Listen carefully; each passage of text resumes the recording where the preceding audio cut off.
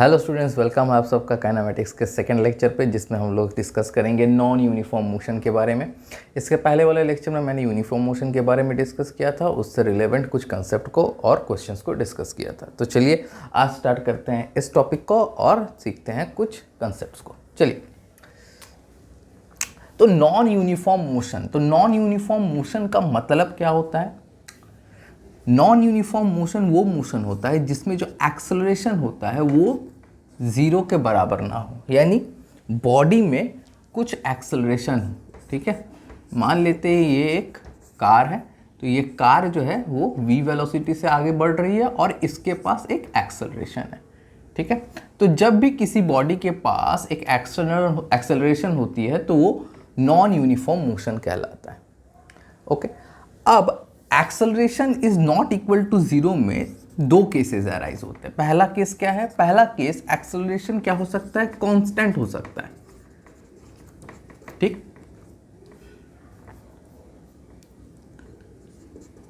और दूसरा acceleration constant नहीं हो सकता, यानी एक्सेलरेशन भी वैरी करेगा। ठीक है, एक्सेलरेशन भी वैरी करेगा। तो आज हम लोग जो केसेस को स्टडी करेंगे, जिस केसेस के बारे में डिस्कस करूंगा वो होगा एक्सेलरेशन जब कांस्टेंट हो तब क्या होता है, और इसके बाद जो वीडियो आएगा उसमें मैं डिस्कस करूंगा कि जब एक्सेलरेशन कांस्टेंट नहीं होता है, यानी जब एक्सेलरेशन भी वेरिएबल हो, तब हम लोग किस तरीके से अप्रोच करेंगे। ठीक है, तो आज हम लोग डिस्कस करेंगे कांस्टेंट एक्सेलरेशन में। ओके, तो कांस्टेंट एक्सेलरेशन का मतलब क्या है? मान लीजिए एक बॉडी है यहाँ पे, इस पॉइंट पे, यहाँ पे ये अभी रेस्ट पे है। क्या है? रेस्ट पे है। ठीक है, t इक्वल टू 0 पे,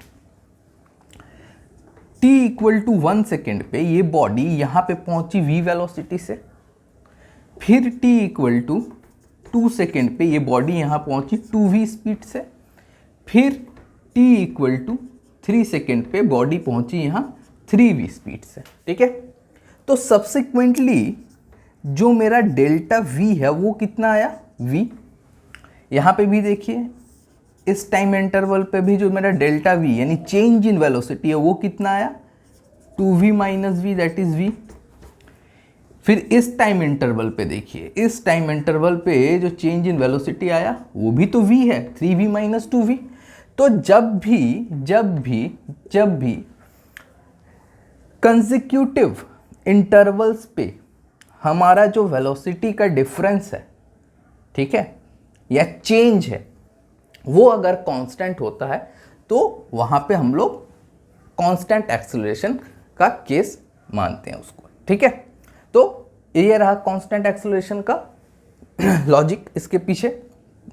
अब यहाँ पे 2-4 पॉइंट है जो कि आप लोगों को पता होने चाहिए। देखिए, यहाँ से आप लोगों को क्या होगा, यहाँ से आप लोगों को क्वेश्चन आंसर्स दिए जाएंगे। ठीक है, इस टॉपिक से। तो वही सारे टॉपिक्स को मैं, या उन्हीं बातों को मैं यहाँ पे डिस्कस करूँगा जिससे आप लोगों को क्वेश्चन सॉल्विंग में हेल्प हो। ठीक है, फालतू का ज़्यादा थ्योरी पढ़ के फ़ायदा नहीं है, सिर्फ टू द पॉइंट काम करेंगे जिससे कि हम लोग क्वेश्चन को ईजिली सॉल्व कर पाएँ और क्विक सॉल्व कर पाएँ। ठीक है, तो यहाँ पे जब भी एक्सेलरेशन कांस्टेंट होता है तो यहाँ पे दो चीज़ें याद रखिए। एक, एवरेज वेलोसिटी जो है वो vi प्लस vf/2 से हम लोग निकालते हैं। ठीक है, यानी initial velocity plus final velocity by 2, average velocity. ठीक है, और हम लोग के पास जो डेल्टा v होता है वो क्या होता है? वो होता है आपका कांस्टेंट। ठीक है, ये दो चीज़ें जो है वो डिफाइन करती है या इंडिकेट करती हैं कि जो एक्सेलरेशन है बॉडी में वो कांस्टेंट है। ओके, तो इन चीज़ों का ध्यान रखिए। और आप लोगों ने क्लास 9 पे भी जो इक्वेशन पढ़ा होगा, इक्वेशन ऑफ मोशन, वो भी आप लोगों को पता होना चाहिए। ठीक है, v equal to u plus at, ये चीज़ आप लोगों ने क्लास 9 से पढ़ा हुआ है, 9-10 में। फिर v square minus u square equal to 2as, फिर s equal to ut plus half at square, फिर sn equal to u plus a/2 2n minus 1। ठीक है, यह है displacement in the nth second. ठीक है। तो ये जो चारों इक्वेशन है आप लोगों के सामने, ये चारों इक्वेशन ऑफ मोशन है, और ये यहाँ पे जो एक्सेलरेशन है, ये जो एक्सेलरेशन है, ये सारे कांस्टेंट एक्सेलरेशन है, ठीक है। अगर हम एक्सेलरेशन को कांस्टेंट मानते हैं तभी हम इन इक्वेशंस को अप्लाई कर सकते हैं प्रॉब्लम सॉल्विंग में, अदरवाइज अप्लाई करना इम्पॉसिबल है, ठीक है। और इसको हम लोग वेक्टर फॉर्म में भी लिख सकते हैं, ठीक है। वेक्टर फॉर्म का क्वेश्चन में डिस्कस करूंगा किस तरीके से अप्लाई किया जाता है। वेक्टर में क्या करता है, हम लोगों को डायरेक्शन का साइन भी इसमें अप्लाई करना पड़ता है, ठीक है। फिलहाल के लिए इतना नोट कीजिए और फिर चलते हैं नेक्स्ट क्वेश्चन पे। क्वेश्चन के हेल्प से अगर समझेंगे टॉपिक को तो ज़्यादा आसानी होगा। चलिए नोट कीजिए। चलिए देखते हैं इस क्वेश्चन को। ये एनसीईआरटी का प्रॉब्लम सम है। तो क्वेश्चन में क्या पूछता है, हमसे पूछता है car moving along a straight line with a speed of 126 kilometre per hour is brought to rest within a distance of 200 meter. What is the retardation of the car and how long does it take for the car to stop? ठीक है, बहुत simple सा fundamental सा question है। मैं इस question को just basic level पे करवा रहा हूँ ताकि आप लोगों का जो कंसेप्ट है वो बिल्कुल बेस से बिल्ड हो, ठीक है। तो देखिए यहाँ पे क्या क्या दिया हुआ है। सबसे पहले जब भी क्वेश्चन को पढ़े तो जो जो डेटा हम लोगों को दिया हुआ उन सारे डेटा को आप एक जगह नोट कर ले। इससे फायदा क्या होगा कि जब डेटा सामने होगा ना तो आप लोगों को कौन सा फॉर्मूला यूज करना है ये पिक करने में बहुत आसानी होती है। तो सबसे पहले दिया हुआ है इनिशियल स्पीड, ठीक है, और रेस्ट क्या दिया है, तो यानी u इक्वल टू क्या दिया हुआ है 126 किलोमीटर पर आवर। ये मीटर में है, ये किलोमीटर पर आवर है, तो इसको हमको मीटर पर सेकेंड में कन्वर्ट करना है। तो कैसे करेंगे, दिस इंटू 5/18 से मल्टीप्लाई करेंगे, ठीक है। तो ये 7 से कटेगा, ये हो गया 35 मीटर पर सेकेंड। v इक्वल टू क्या है 0, क्योंकि रेस्ट क्या दिया है, डिस्टेंस कितना है s इक्वल टू 200 मीटर। हमसे पूछा क्या है, रिटार्डेशन पूछा है, ठीक है। तो हमको क्या पता है, हमको u v s पता है और रिटार्डेशन पूछा है। तो सिंपली फॉर्मूला कौन सा होगा, v square minus U square equal to 2as के बराबर, ठीक है। यहां से a कितना आ जाएगा, ये आ जाएगा v square minus U square by 2s, okay.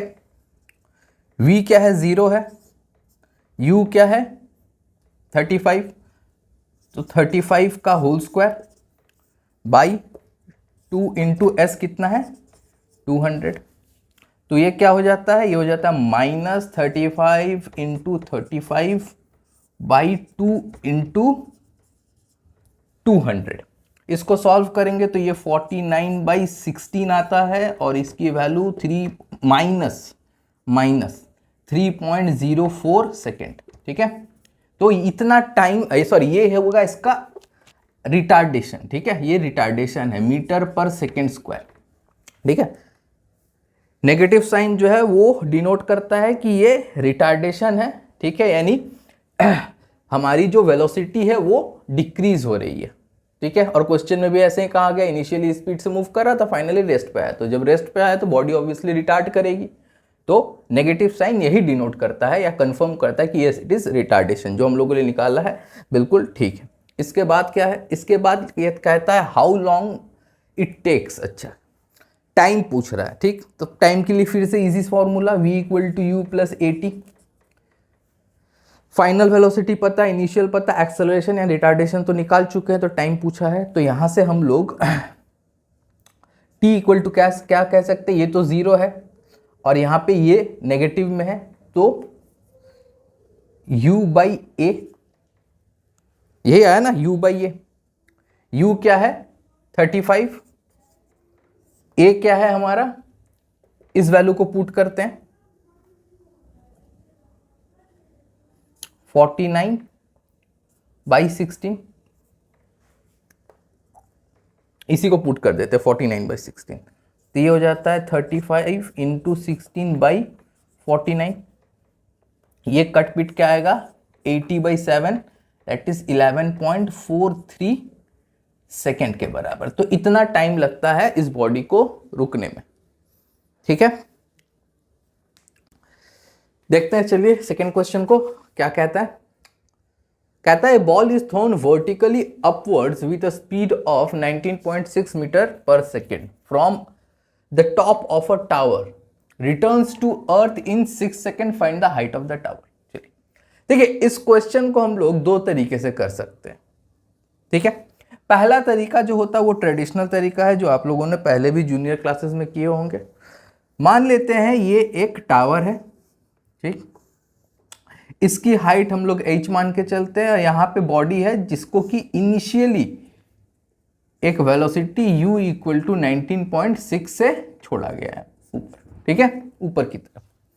तो ट्रेडिशनली जब हम लोग इसको करते हैं तो क्या करते हैं हम लोग, पहले यहां से u को ये पकड़ते हैं, v हो जाता है 0, ठीक। एक्सेलरेशन क्या होता है, g हमेशा डाउनवर्ड होता है, तो वेलोसिटी ऊपर की तरफ है, तो g जो लेते हैं वो क्या लेते हैं, वो हम लोग लेते हैं -9.8 मीटर पर सेकेंड स्क्वायर। और हम लोग पहले यहाँ से वो डिस्प्लेसमेंट यानी वो हाइट पता करते हैं जहां तक ये गया होगा, ठीक है। तो यहां से जो s होगा वो क्या होगा, वो होगा u²/2g के बराबर।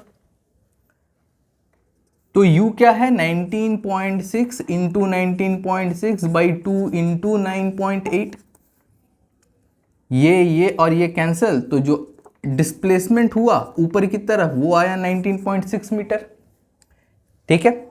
यहां पे इस पॉइंट पे जब इसको छोड़ा गया था, इसकी इनिशियल वेलोसिटी थी 19.6 और यहां पे जाके हो गई 0। तो यहां से यहां पहुंचने के लिए जो टाइम लगा होगा, अगर उसको t कह दे तो टाइम कितना होगा, टाइम होगा u/g के बराबर, ठीक है।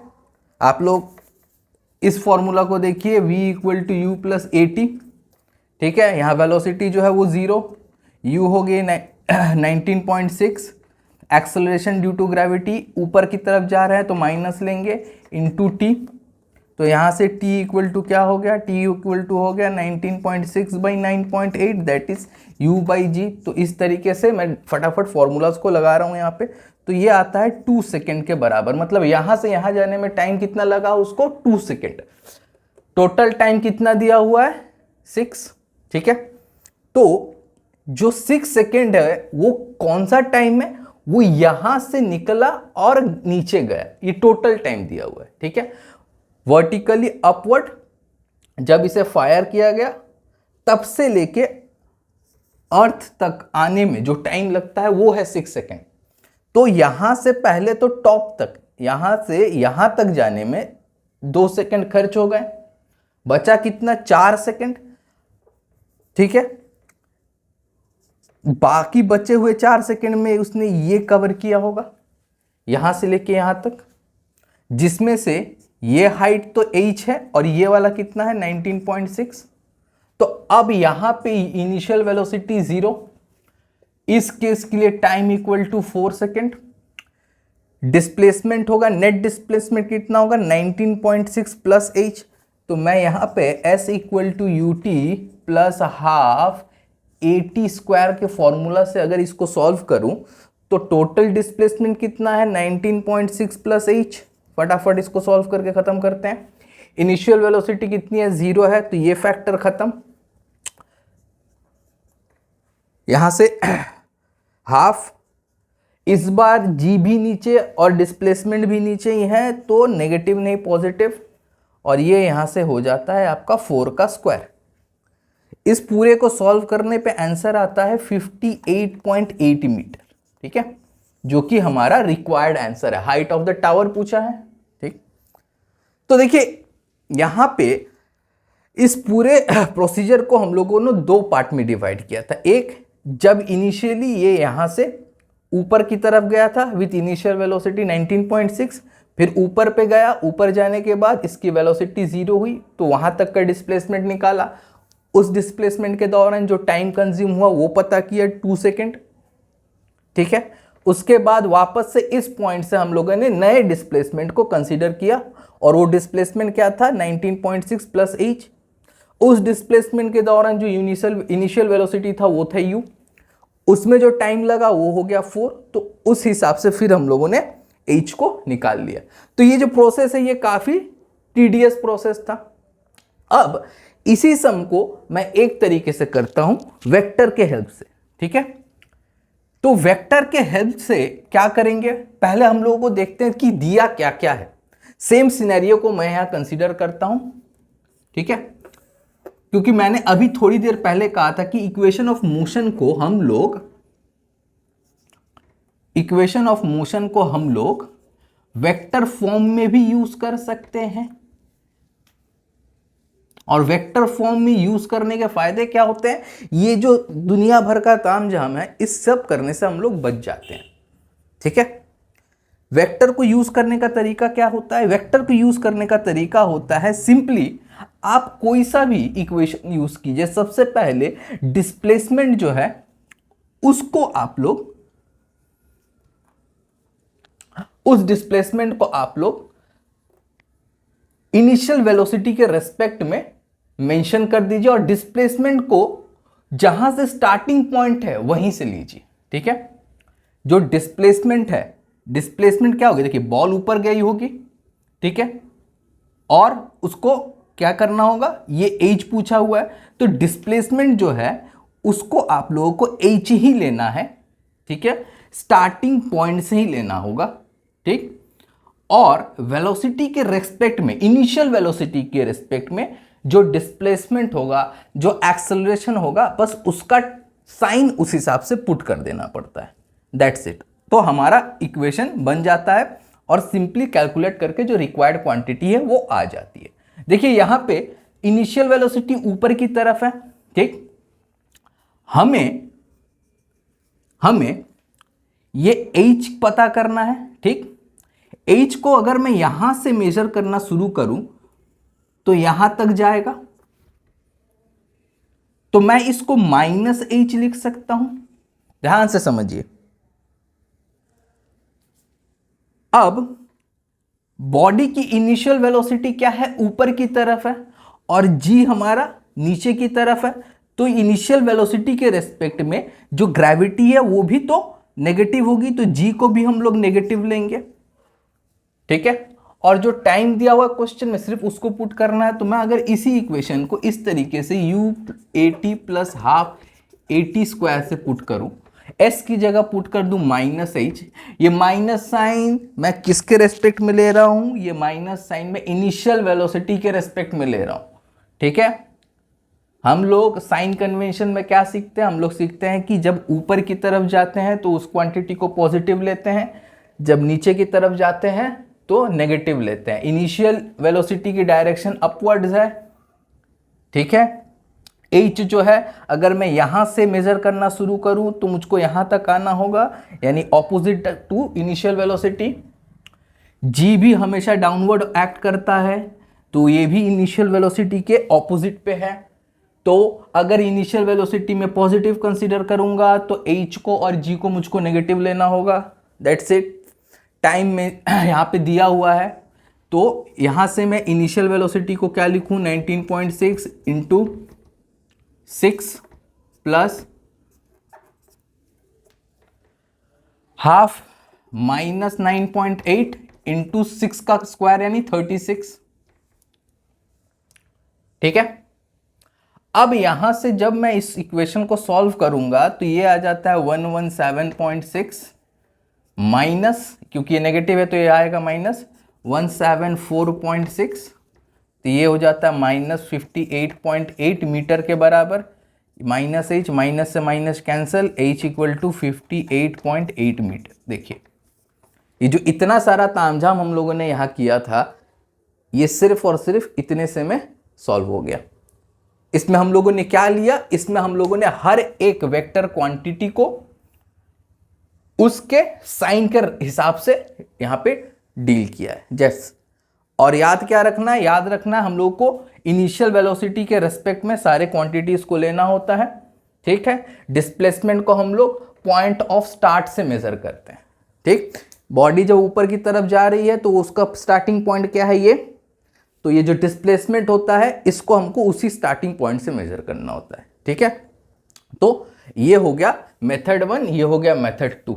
मेथड 2 ज़्यादा कन्वीनियंट होता है, ठीक है, क्योंकि एग्जाम्स में आप लोगों को टाइम भी सेव करना होता है, तो मैं रेकमेंड करूंगा कि आप लोग मेथड टू को अच्छे से समझे। बाकी ये तो ट्रेडिशनल मेथड है ही, ये सब हम लोगों ने 9-10 में भी किया हुआ है, अच्छे से नोट कीजिए। चलिए देखते हैं इस क्वेश्चन को। कहता है acceleration of a body is 5 metre पर second square, find its average velocity and displacement in between 2 second and 4 second. ठीक है, तो एक्सेलरेशन पूछा गया हमसे, ठीक है, नहीं एक्सेलरेशन नहीं, एवरेज वेलोसिटी पूछा गया, एक्सेलरेशन दे दिया है। तो चलिए समझते हैं। देखिए हम लोग ये एज्यूम करके चलेंगे कि बॉडी पहले रेस्ट पे है, टाइम इक्वल टू 0, ठीक। इसके बाद एक्सेलरेशन कितना है, एक्सेलरेशन है 5 मीटर पर सेकेंड स्क्वायर। एक्सेलरेशन का मतलब क्या होता है, rate of change of velocity, यानी change in velocity per unit time, यानी 1 सेकेंड में वेलोसिटी कितनी चेंज हुई है, 5 मीटर पर सेकेंड। तो 1 सेकेंड में जो वेलोसिटी है वो कितनी हो गई, 5 मीटर पर सेकेंड। 2 सेकेंड में फिर से 5 बढ़ी है। अभी कहा था ना कि हमारे पास जो चेंज आएगा दैट इज डेल्टा वी जो होगा वो हमेशा कांस्टेंट आना चाहिए। इस केस में भी डेल्टा वी जो है वो 5 ही आ रहा है। तो 3 सेकेंड पे कितना हो जाएगा, 15 मीटर पर सेकेंड, वेलोसिटी बढ़ गई। फिर 4 टी इक्वल टू 4 सेकेंड पे कितना हो जाएगा, 20 मीटर पर सेकेंड। हर केस में हर टाइम इंटरवल पे हम लोगों के पास जो डेल्टा वी है देखिए वो कितना है, वो फिक्स है 5 मीटर पर सेकेंड। फिर से देखिए इक्वल टाइम इंटरवल पे इक्वल गेन इन वेलोसिटी, यही बताता है क्या, कांस्टेंट एक्सेलरेशन। देखिए इक्वल टाइम इंटरवल पे इक्वल गेन इन वेलोसिटी, ठीक। तो ये हो गया हमारा। इसके बाद पूछा है एवरेज वेलोसिटी, ठीक है। तो average velocity in between 2 second and 4 second. तो 2 सेकेंड ये, 4 सेकेंड ये हमारा बन गया इनिशियल और ये हो गया हमारा फाइनल। तो हम लोग एवरेज वेलोसिटी कैसे निकाल सकते हैं, या फिर वी एवरेज, क्योंकि ये कांस्टेंट एक्सेलरेशन का केस है तो हम लोग वी एवरेज को V I plus V F by 2 से निकाल सकते हैं, ठीक है। ये क्या हुआ, 10 plus 20 by 2 that is 30 by 2, 15 metre पर सेकेंड। ये रहा हमारे पास एवरेज वेलोसिटी। अब क्या पूछा है, डिस्प्लेसमेंट पूछा है इसी टाइम इंटरवल पे। तो displacement is equal to average velocity V average into delta T. V average कितना आ गया 15 और डेल्टा टी कितना है 4 और 2, 4 माइनस 2 2, तो 2 यानी 30, तो 30 मीटर, ठीक है।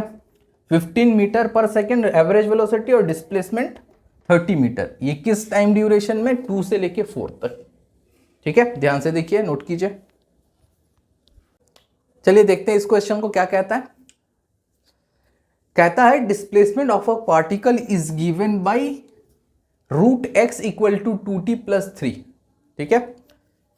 Comment whether it is a case of constant acceleration और not, find its initial velocity and acceleration. तो पहला क्वेश्चन हमसे पूछा गया है कि ये कांस्टेंट एक्सेलरेशन का केस है कि नहीं, ये कमेंट कीजिए। तो यहां पे देखिए ये जो रिलेशन है, ये रिलेशन किसके बीच में दिया गया है, ये रिलेशन दिया गया है डिस्प्लेसमेंट टाइम के बीच में, ठीक। तो यहां से मैं x को क्या लिख सकता हूं, x को लिख सकता हूं 2t प्लस 3 का whole square, a plus b का whole square, a square that is 4t square plus 2ab 4 into 12t plus 9। तो ये रहा x इक्वल टू एक क्वाड्रेटिक के टर्म पे आ गया। अब हमको वेलोसिटी अगर पता है तो हम आराम से एक्सेलरेशन तक पहुंच सकते हैं। तो देखिए जब भी कोई भी इक्वेशन इस तरीके से दी हुई हो, मतलब एक वेरिएबल दूसरे वेरिएबल पे डिपेंड करता है, तब हम लोगों को वहां पे इस तरीके के क्वेश्चंस को डील करने के लिए कैलकुलस का हेल्प लेना पड़ता है, ठीक है। कभी डिफरेंशिएशन करेंगे, कभी इंटीग्रेशन करेंगे। इन सारे चीज़ों को मैंने और डिटेल में एक्सप्लेन किया है हमारे नेक्स्ट वीडियो में, जहाँ पे हम लोग वेरिएबल एक्सेलरेशन को डिस्कस करेंगे। ठीक है, फिलहाल के लिए यहाँ पे हम लोग इस केस को एनालाइज करते हैं। तो आप लोगों को सबको पता है कि वेलोसिटी जो होता है वो होता है dx/dt, that is rate of change of displacement. तो अगर मुझको वेलोसिटी पता करना है तो वो कैसे पता करना होगा, इसका डेरिवेटिव करूंगा विथ रिस्पेक्ट टू टाइम। तो डायरेक्ट डेरिवेटिव ही करते हैं। इसका डेरिवेटिव करेंगे तो ये होगा 8t + 12 के बराबर। तो देखिए यहाँ पे वेलोसिटी भी टाइम पे डिपेंड करता है, क्योंकि velocity in terms of time आ गया, तो वेलोसिटी चेंज हो रहा है विथ टाइम, ये तो पता है। अब एक्सेलरेशन कैसे निकालेंगे, acceleration equal to rate of change of velocity with respect to time.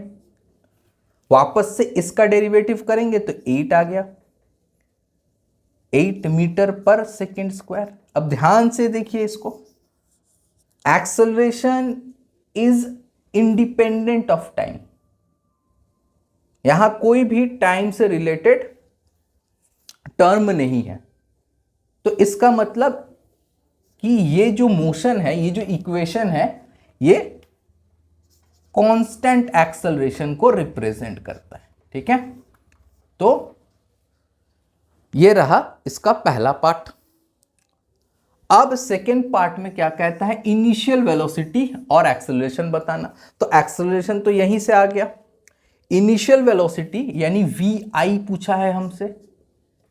vi कब लेते हैं, जब t = 0 होता है।